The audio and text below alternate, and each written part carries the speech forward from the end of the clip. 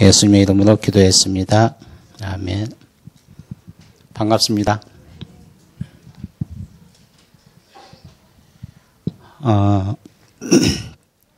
간증이라는 것은 무엇이라고 생각하십니까? 간증은 다른 타 종교도 간증 집회를 많이 합니다. 그런데 이제 교회에서의 간증은 자기가 체험한 것을 고백함으로 하나님의 존재를 증언하는 것을 간증이라고 합니다. 그래서 이 간증이 처음에는 물론 이제 사실적으로 자기가 체험했던 것을 간증할 수는 있는데 횟수가 거듭되고 또 여러 번 했을 경우 어떤 현상이 일어나느냐. 하나님의 존재는 감춰지고 거짓말과 또 뻥으로 사심이 들어가는 간증이 나올 수밖에 없습니다. 이게 간증자들의 후회스러운 말을 들었던 말입니다. 그래서 참 간증은 어렵고 힘든 것을 저는 느끼고 있습니다. 그래서 이런 말이 있습니다. 말을 안 해서 후회한 것보다 말을 해서 후회한 것이 더 크다, 더 후회스럽다고 했습니다. 그래서 말은 최대한 아끼는 것이 더 후회가 덜 가겠다는 것을 다시 한번 말씀을 드립니다. 그래서 이 앞전에 전도 간증자들 3사람 했었고 앞으로도 많은 사람이 남아 있는데요. 간증자들의 우열도 가리지 말고 비교도 하지 말고 또 뭐가 있어요? 점수도 매기지 말고 판단하지도 말아 주시기를 바랍니다. 우리 집에 만병통치약이 있어요. 혹시 여러분 가정에도 같은 효과, 같은 아마 성능을 가진 만병통치약이 있지 않을까 싶기도 하는데요. 우리 집의 만병통치약은 그리스도입니다. 제가 가끔 이게 좀 무리를 하면 허리가 아파서요. 허리가 좀 아프다고 그러면은 또 머리가 아프다고 그러고 팔이 좀 저리다고 그러면은 백권사는 그 아픈 부위를 만지면서 그리스도 합니다. 이게 만병통치약이에요. 사실입니다.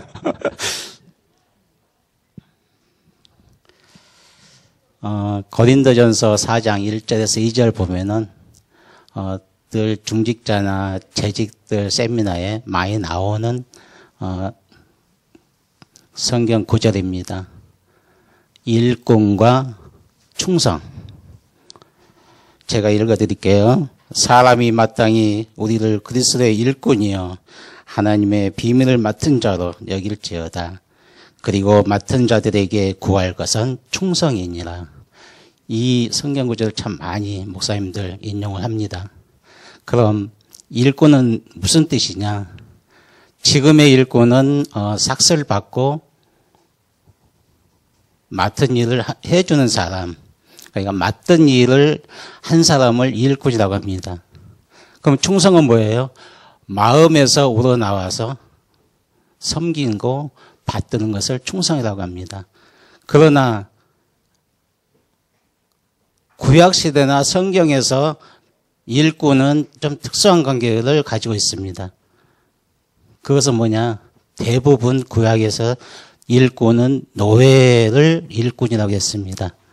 노예 취급당한 사람들을 일꾼. 가장 대표적인 사람이 누구예요? 요셉이죠. 너무나 잘 아는 요셉. 형들의 미움을 받아서 노예로 팔려가서 뭐가 돼요? 국무총리 되기 전에 가정의 총무가 되죠. 총무가 되는 것은 뭘 경영을 배우기 위해서 총무가 되는 것입니다. 그것은 어떻게 하나님의 뜻이기 때문에요. 그래서 경영을 다 배우고 결국은 감옥을 가게 됩니다. 노예가 감옥을 가면은 감옥소에 들어가야 되는데 왜 정치꾼들이 모여 있는 정치 감옥에 들어가야 되느냐? 이것도 하나님의 뜻으로 정치를 배우기 위해서 하나님께서 요셉을 통해서 결국 바로의 왕을 신하가 되어서 총리를 시키기 위해서, 그래서 뭐예요? 세계 복음화를 이루기 위해서 하나님께서는 요셉을 통해서 많은 훈련을 시킵니다. 그래서 바로의 정치꾼들이 모여 있는 감옥소에서 정치를 배우면서 자기 존재를 나타냅니다.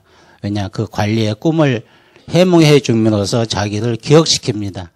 그래서 결국 바로의 꿈을 해몽해서 결국 총리가 되는데요. 결국 그 바로 왕의 그 꿈을 하나님께서는 실현시키기 위해서 7년간 풍년이 들게 하고 7년간 기근과 흉년을 들게 만들어서 결국 그 꿈을 실현시킵니다. 그러나 요셉이 왜 애굽 땅까지 와가지고 자기가 총리를 해야 되는지 물론 알고는 있겠죠. 물론 세계 복음화를 하기 위해서 하나님께서 계획했기 때문에. 그러나 자기 형들이 자기 앞에 무릎을 꿇었을 때 그때 또 다른 것을 깨닫습니다. 그것은 뭐냐? 나를 먼저 보낸 것을 깨닫습니다. 하나님께서 자기 가족들을 또 구원하고 메시아 언약을 이어가기 위해서 하나님께서는 그 기막힌 그 사연을 역사를 하십니다. 그런데 노예 얘기를 하다 보니까 그 배너의 생각이 납니다. 여러분들 추석 크리스마스 때마다 배너 영화가 나오죠. 근데 그 배너를 제가 영화 평론을 하는 건 아니고요. 그 배경이 굉장히 아주 하나님의 역사가 나타납니다. 어떻게 해서 그 영화가 나왔느냐. 바울과 배너의 작가 윌리스의 그 두 사람이 상당히 같은 것을 가지고 있어요. 바울은 최고의 엘리트였습니다. 그런데 아나니아를 만나서 하나님을 발견했고 하나님을 만났고, 윌리스는 누구를 통해서 만나냐? 성경을 통해서 만나게 됩니다. 윌리스라는 그 작가는 최고의 엘리트였는데 터키 대사를 지냈고 변호사였고 소설가였습니다. 그 다음에 남북전쟁의 영웅이었습니다. 그런데 바울은 예수 믿는 사람들 잡아다 감옥에 가두는 그런 핍박자여서 하나님을 만나고 전도자로 변했지만은 윌리스는 성경을 통해서 하나님을 만나게 됩니다. 어느 날 친구가 윌리스가 작가이기 때문에 친구한테 이런 얘기를 합니다. 친구 윌리스, 성경에 나오는 인물을 중심으로 소설을 쓰면은 베스트셀러가 될 것이다. 이런 얘기를 해줍니다. 그런데 율리스는 무신론자였어요. 굉장히 교회 다닌 것을 싫어했고 친구가 주일마다 교회 간 것을 굉장히 못마땅하게 여겼습니다. 그래서 그것을 성경에 비과학적이고 허상이고 도저히 믿을 수 없다는 것을 자기가 스스로 파헤치기 위해서 미국과 유럽의 유명한 박물관을 다니면서 성경을 파헤칩니다. 그러다가 제1탄을 준비를 끝내고 2탄을 준비하다가 결국 하나님을 만나야 됩니다. 그러면서 나의 왕, 나의 하나님, 이렇게 고백을 합니다. 그러면서 굉장히 급작스럽게 하나님과 친해지고 하나님의 사랑에 뿅 가는 율리스였습니다. 그래서 2주 후에 율리스는 배너라는 이 책을 쓰기 시작합니다. 근데 배너의 원작은 그리스도 이야기입니다. 배너가 아니고 그리스도 이야기예요. 그래서 2주 후에 쓰기 시작해서 1880년 발표를 합니다. 근데 1880년 발표한 후에 무려 200만 부라는 어마어마한 책이 팔리기 시작합니다. 그러면서 수차례 영국으로 공연도 되고 수차례 영화로도 나왔습니다. 그런데 현재 우리가 크리스마스 때마다 보는 배너의 영화는 1959년도에 발표한 윌리엄 와일러라는 영화 감독이 제작한 영화를 보고 계시는 겁니다. 그때 영화 감독 윌리엄 와일러의 그 시사회 때에 고백한 게 있습니다. 뭐라고 했냐면 내가 만들었지만은 너무다. 이건 내가 만든 게 아니다. 이런 대작이 나올 수가 없다고 고백을 합니다. 그만큼 이제 하나님께서 역사하시고 하나님께서 윌리스라는 그 작가에게 영감을 주셔서 이렇게 배너를 만드는 과정을 볼 때 하나님께서는 정말 바울을 통해서 세계 복음화한 것처럼 또 윌리스를 통해서 많은 사람에게 그리스도 이야기를 전하는 것을 볼 때 각자의 그릇이 있구나. 사람은 자기 그릇을 가지고 태어납니다. 그 그릇을 채워나가는 것이 인생입니다. 어떻게 채워나가느냐. 믿지 않는 사람들은 제약을 돈으로 채워갈 수도 있지만은 믿는 사람들은 전도로, 선교로, 제자로 또 채워나가는 것이 우리 믿는 사람들의 그릇입니다.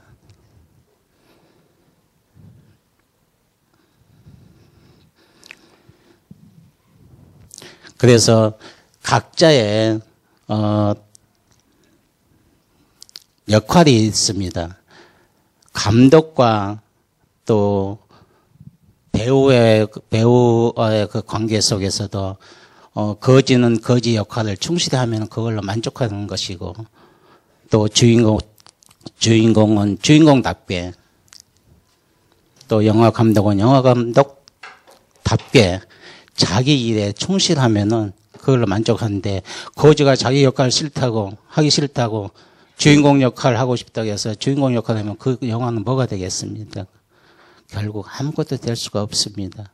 그래서 자기 그릇대로 또 주어진 환경대로 그 현장에서 묵묵히 하나님의 말씀을 전하고 또 하나님의 또 계획된 모든 삶대로 우리가 이어가는 것이 전도자의 삶인 줄 믿습니다. 참 편의점에는 제가 5년을 넘게 한 자리에서 편의점 하다 보니까 참 동네 사람들 거의가 한 90% 이상이 거의 단골인데요. 우리 두 부부가 교회 다닌지는 누구나 다 알고 있습니다. 몸소 이렇게 말을 안 해도 어떤 손님이 오셔가지고 저보고 혹시 장로님 아니세요? 그래요. 어떻게 하십니까? 그랬더니 얼굴에 딱 쓰여 있대요.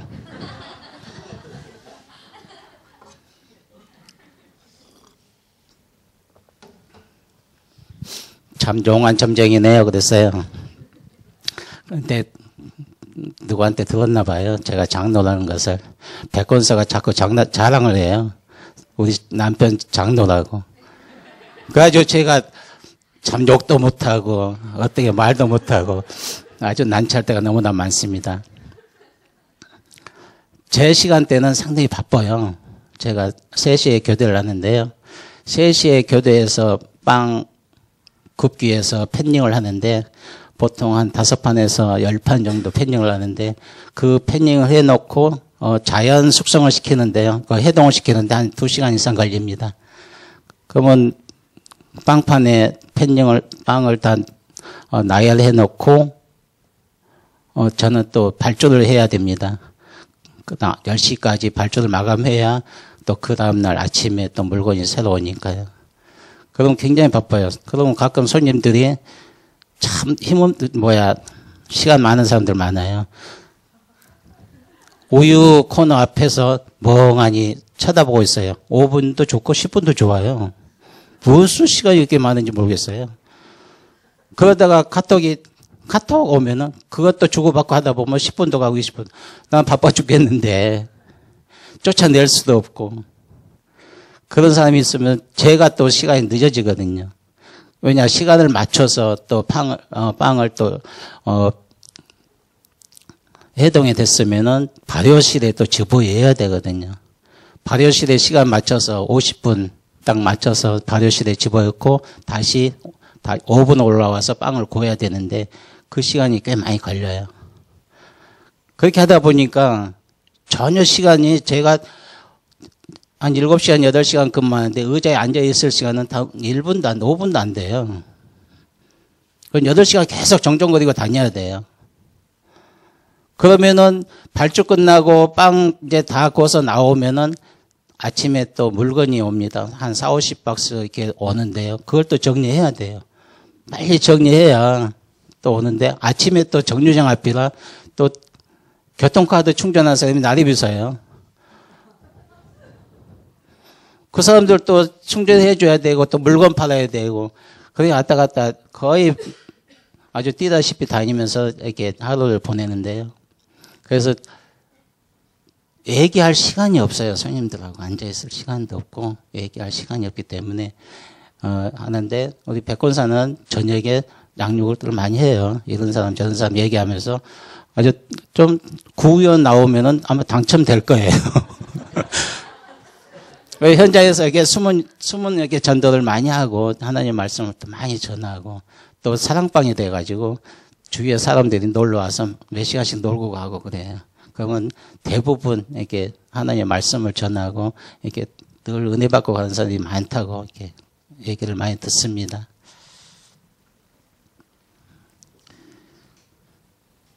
그래서 제가 가장 중요한 것은 편의점을 하면서 이게 알바들 채용할 시기에 채용할 때 가장 제가 중요시하는 것은 시간 약속을 제가 먼저 봅니다. 왜냐 그 사람의 내면을 아직 모르고 어떤 아이인지를 모르기 때문에 그 다음날 시간 약속을 합니다. 너 몇 시까지 올 수 있느냐 묻습니다. 그럼 10시? 그러면 10시에 만나자 해놓고는 그 다음날까지 기다립니다. 10시 전에 오는 애들은 어느 정도 기본이 된 애이기 때문에 좀 점수를 후하게 줍니다. 그런데 시간 넘어서 오면은 아예 보지도 않고 보냅니다. 왜냐, 시간은 분명히 지켜야 되거든요. 그래서 저는 시간관념만큼은 그 아이들한테 꼭 지킵니다. 그래서 요즘 아이들은 지금 근무하고 있는 애들은 참 시간 잘 지켜요. 시간도 잘 지키고 자기 일을 참 잘하고 있어요. 좀 지금 몇 개월째 하고 있는데요. 제가 1992년 5월 31일 날 임직을 받았습니다. 장로 안수를 받았는데요. 그때 참 뭣도 모르고 받았죠. 그때 좀 이제 사업도 그런 데로 하고 있었고 그런데 했는데 어떻게 하다 보니까 또 장로 임직을 받았는데요.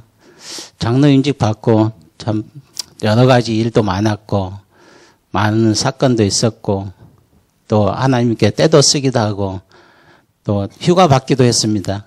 혹시 하나님께 휴가 받은 사람 있으세요? 없죠. 저는 휴가 10년간 받았어요. 근데 10년간 아무 일 없었어요. 왜냐, 내 달란트를 키웠어요. 10년간. 하나님께서는 제 달란트를 키우게끔 만드셨어요. 알고 보니까 그게 하나님의 계획이었던 것 같습니다. 그래서 그 달란트를 앞으로 어떻게 써먹을 것이냐, 또 어떻게 헌신하고 봉사할 수 있을까 지금 기도 중에 있습니다. 그래서 장로는 이렇게 일찍 받았는데 제가 하는 것은 없고 너무 다 부끄럽습니다. 그래서 처음자가 나중되고 나중자가 먼저 된다는 말이 하나도 틀린 게 없습니다. 그래서 저는 원죄가 뭔지를 제가 확실하게 알려드리겠습니다. 저는 별을 하나 달고 나온 사람입니다. 뭔지 아세요? 별. 감옥 갔다 오면 별 하나 단다고 그러잖아요.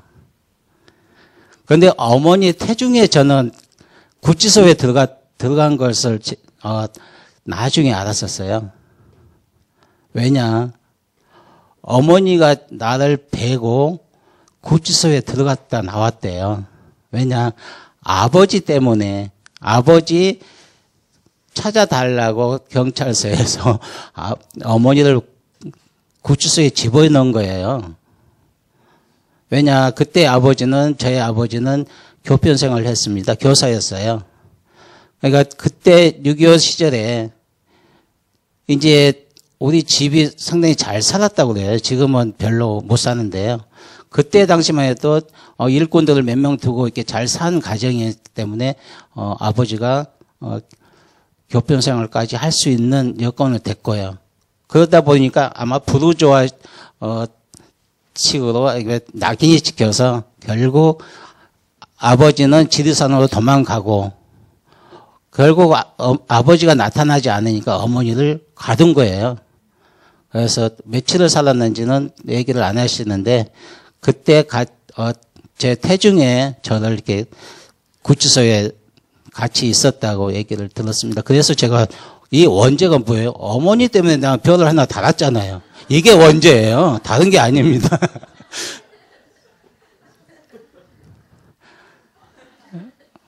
나하고는 아무 상관없이 별을 달았잖아요. 제가 이 얘기는 참 처음인데요.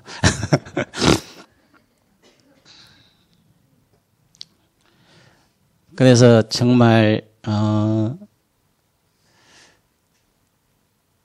이제까지 저는 교회 생활을 하면서 항상 하나님이 함께 하시는 것을 마음에 두고 있었습니다. 뭐 크게나 적게나 그러나 큰 사고 없이 또 하나님께서 인도해 주셨고 또 이렇게 또 간증까지 할 수 있도록 주님께서 인도해 주셨습니다. 그래서 늘 얘기하지만 나의 전도를 찾아라. 그 나의 전도를 뭘 어떻게 찾으라. 구체적으로 얘기는 안 해주고 나의 전도를 찾아라 하는데 제 생각에는 자기의 달란트를 개발하면은 그게 나의 전도가 되지 않을까 싶어요. 왜냐 하나님이 주신 기능과 재능 또 자기가 잘하는 거 무속인들을 설득시키기 좋아하는 사람들은 무속인 또 달란트를 가지고 있는 것이고 어린이들을 좋아하면 어린이 달란트 또 재능을 가지고 있으면 재능 여러 가지가 있잖아요. 그게 나의 전도가 되지 않을까 싶습니다.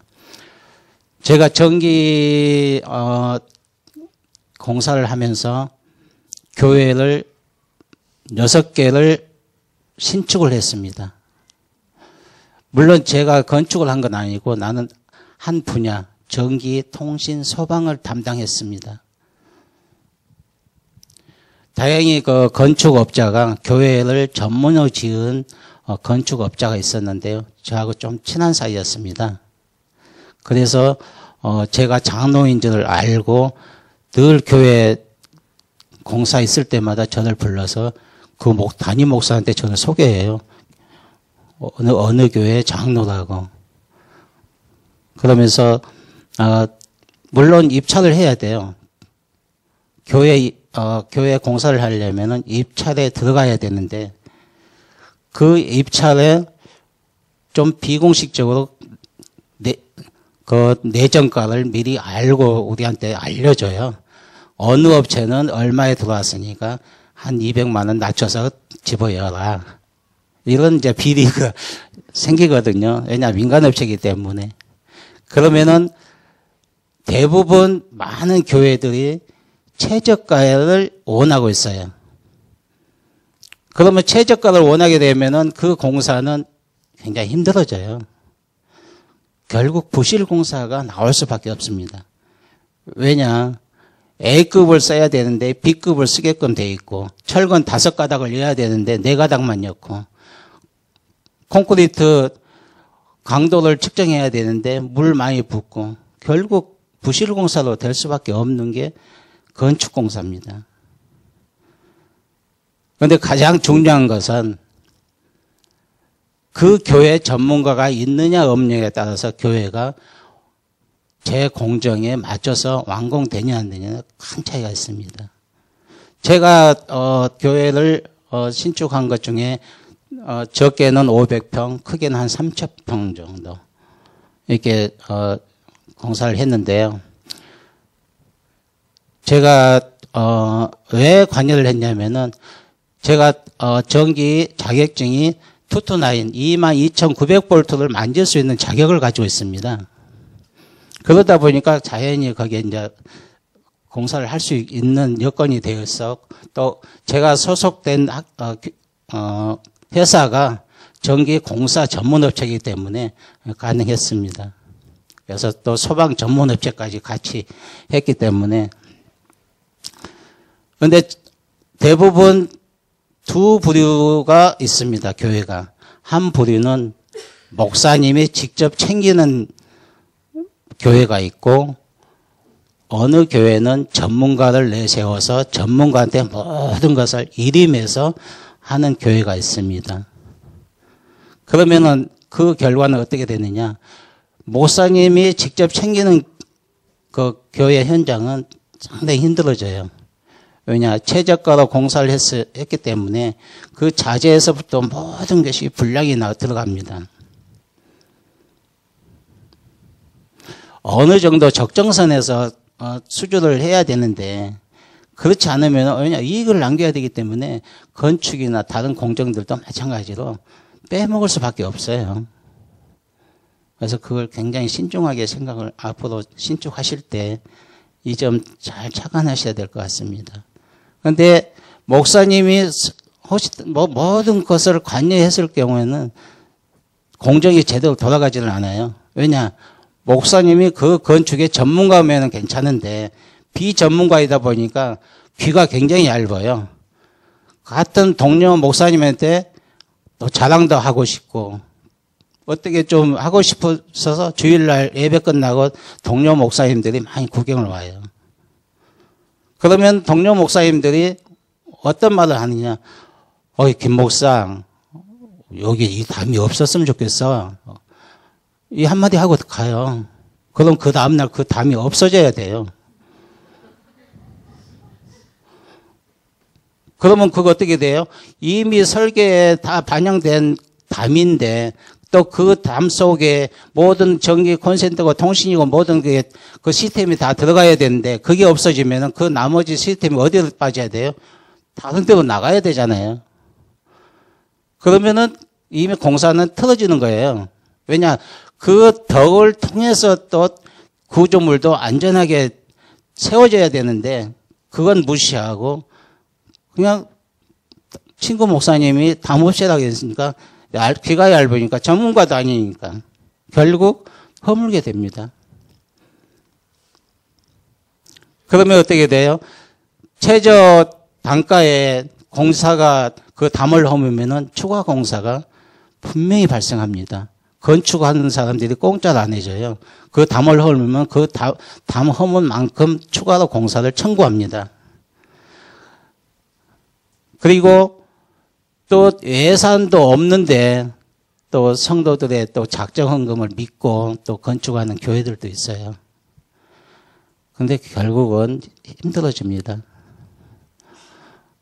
그리고 예산, 공사비의 거의 30% 이상은 예산을 미리 확보해야 됩니다. 왜냐, 공사를 하다 보면은 추가 공사가 분명히 발생합니다.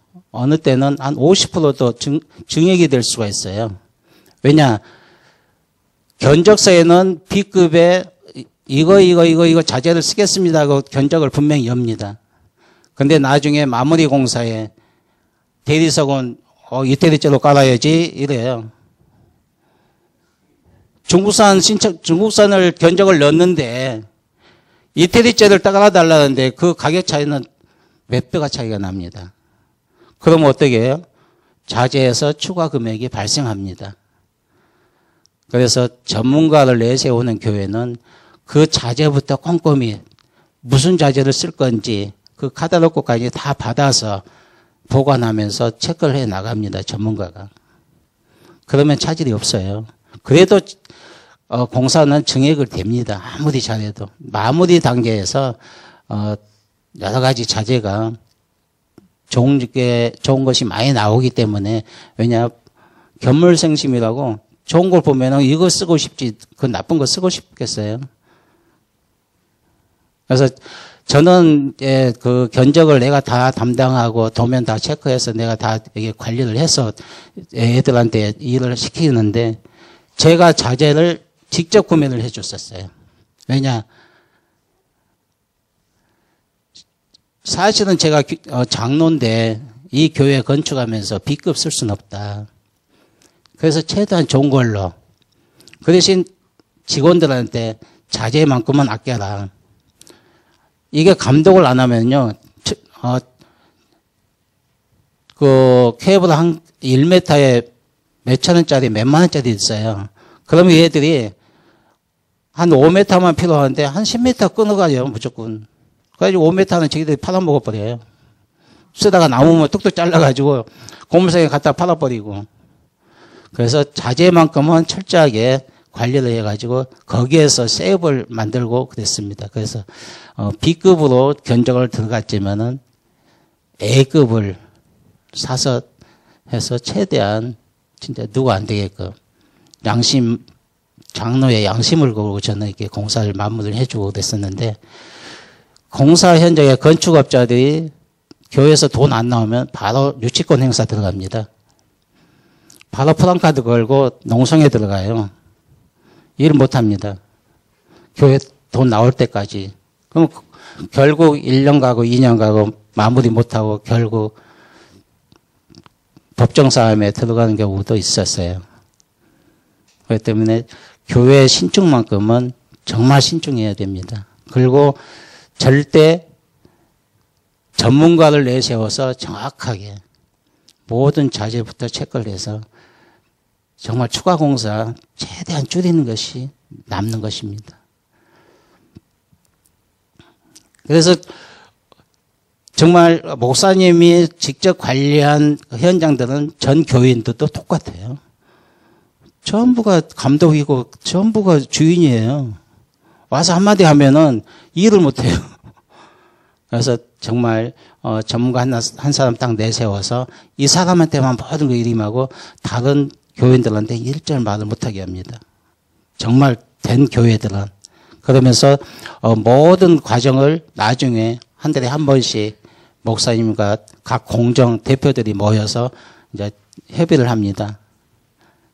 거기에서 이제 목사님이 브리핑 받고 또 문제점이 있으면 거기서 보완시켜주고 이렇게 해서 이게 공사를 해나가면 아무 차질이 없는데, 그렇지 않을 경우에는 주먹국으로 했다가는 굉장히 낭패를 보는 교회들을 제가 많이 봤습니다. 그래서 정말 교회만큼은 신중해야 되지 않을까 이렇게 생각합니다. 근데 30분 넘으면 저한테 벌금을 준다고 해가지고 제가 5분을 넘긴 것 같은데요. 그러니까 정말 무엇을 하든지 전문가가 가장 중요하고 전문가 키우는 게 얼마나 중요한지를 저는 현장에서 많이 보고 느꼈습니다. 그래서 여러분들도 정말 나의 스펙을 많이 쌓기를 바랍니다. 특별히 랩런트들. 제가 하고 싶은 말은 책을 꾸준하게 보면은 하버드대 졸업장보다 낫다고 했습니다. 이 말은 누가 했어요? 빌 게이츠가 했었어요. 빌 게이츠가 직접. 그러니까 여러분들 정말 시간 날 때 꾸준히 책 많이 보시고, 책 많이 보면 하버드대 졸업장보다 낫다는데 왜 안 봐요? 앞으로 많이 보시기를 바랍니다. 제가 어느 날 세운상가 그 옥상에 그 사람들이 다니는 통로가 있었어요.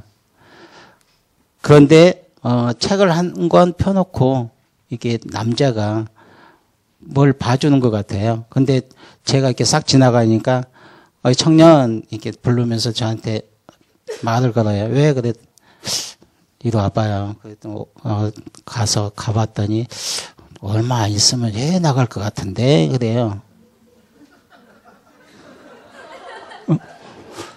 전혀 저는 해 생각을 해본 적이 없었거든요. 그 시간 그때에는. 근데 좀 있으면 해 나갈 것 같아 그래요. 아무런 그 연관도 없고 인연도 아니고 처음 본 사람인데 제가 그 전자 쪽에 이게 뭘 일하다 보니까 세운상가를 자주 다녔었어요. 그러다 보니까 그 사람이 그런 얘기를 한 거예요. 근데 그게 마음에 담아졌어요. 이상하죠? 정말 그게 자꾸 생각이 나요. 그러다가 1년 후에 제가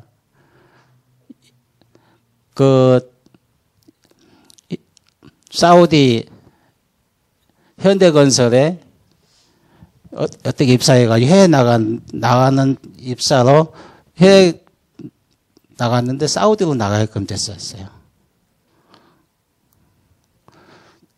그게 왜 그 사람이 저를 이렇게 해외 나갈 거라고 얘기했는지 모르겠어요.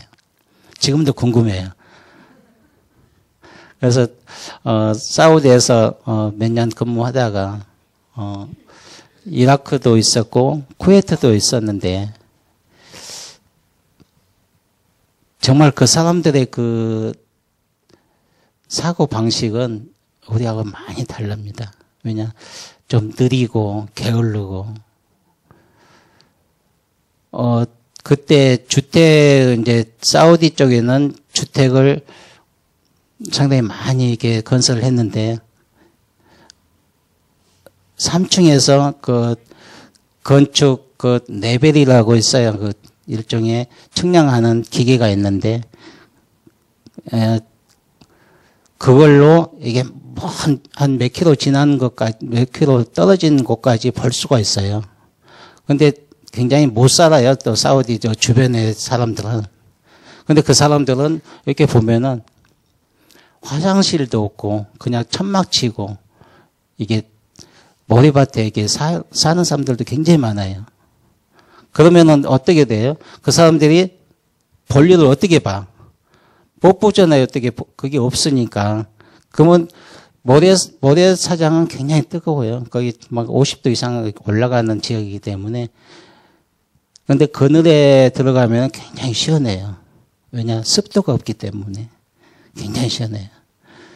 그런데 그 레벨로 이렇게 주변을 이렇게 보면은 대부분 여성들은 팬티 속옷이 전혀 없어요.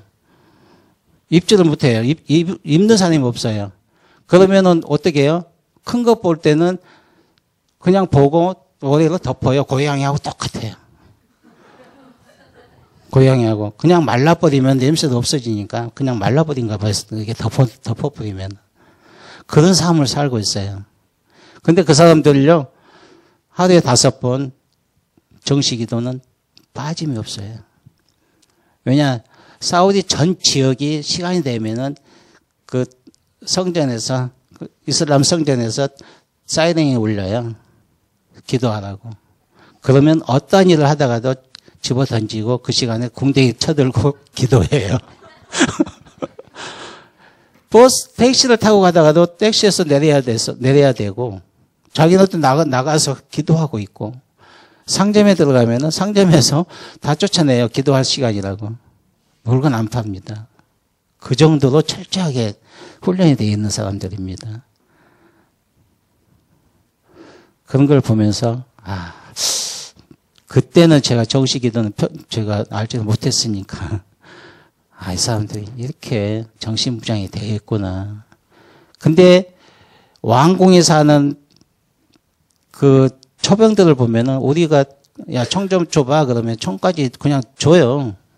그렇게 아무런 그게 경계를 안 하는데도 그게 기도 시간 되면은 이렇게 5번씩 하루에 5번씩 지키는 걸 보면은 그래서 이 사람 그 마호메트 교가 아마 전 세계에 퍼지지 않았나 이렇게 생각을 합니다. 근데 이제 쿠웨이트는 영국 식민지에서 벗어난 지가 얼마 안 됐었어요. 그때 제가 나갔을 때 겨우 20년밖에 안 됐었어요. 그래서 영국 시민들을 1등 국민이라고 인정한 사람들이 쿠웨이트 국민이었어요. 그만큼 영국이 신사적으로 식민지를 아마 다스린 것 같아요. 그래서 영국 해변이 따로 있고 영국 촌이 따로 있었어요. 거기에는 술, 담배 다 있었어요. 그리고 유람선이 있는데 거기에는 모든 문화가 영화고 뭐고 완전히 개방된 문화처럼 영화도 볼 수 있고 술도 먹고 춤도 출 수 있는 그런 공간들이 쿠웨이트는 참 많이 있었어요. 그러니까 쿠웨이트가 돈이 얼마나 많은지 그 쿠웨이트 전체를 돈으로 다 덮을 수 있다고 했었어요. 하늘을 다 덮은다고. 그만큼 돈이 석유가 많이 나오다 보니까 그렇게 누리고 살았는데 그래도 가장 좋은 나라는 이라크입니다. 유프라테스가 우리 그 성경에 나오잖아. 유프라테스 강이 이라크에서 흘러나오는 지역이거든요. 그게 굉장히 그 역사가 있는 그 유프라테스 강이잖아요. 그게 그 줄기가 그 이라크에서 나오는데요. 그 이라크는 거기가 사계절이 거의 좀 완전 뚜렷하진 않은데 새벽에는 춥기도 하고 어느 때는 눈도 오고 이래요. 근데 농작물을 거의 아랍권에는 거기서 다 생산해서 바로 아침 새벽에 다 사우디도 나가고 이란도 나가고 애국 이쪽으로도 많이 나가는 지역입니다. 이라크에서 이렇게 생산을 많이 해요. 이라크가 굉장히 부강한 나라인데 전쟁 때문에 이렇게 힘들지만은 그 이라크만큼 이렇게 좀 기후가 우리나라하고 거의 비슷한 지역이 참 많더라고요. 그 다음에 건축물도 굉장히 또 좋고 그리고 뭐 특별한 건 없습니다. 나중에 제가 생각했다가 기회가 되면은 다시 한번 해드리겠습니다. 고맙습니다.